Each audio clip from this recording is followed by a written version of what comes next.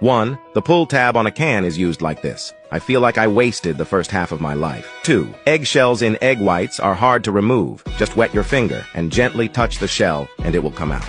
3. Canned food is delicious but hard to open. Wrap the lid with plastic wrap and it will open easily. 4. It's a shame to waste unfinished beer. Fill the half bottle of beer. Cover the mouth with a tissue and pull down. The tissue seals the bottle. Even if you turn the bottle upside down, it won't leak. 5. Cut off the head of an unused toothbrush. Boil it in hot water for 2 minutes and bend it. You can use it as a hook. Neat and convenient. 6. Don't use your nails to untangle a knotted necklace. Just use some flour or starch. Rub the knotted part with the starch. Then use your fingers or a toothpick to gently move it.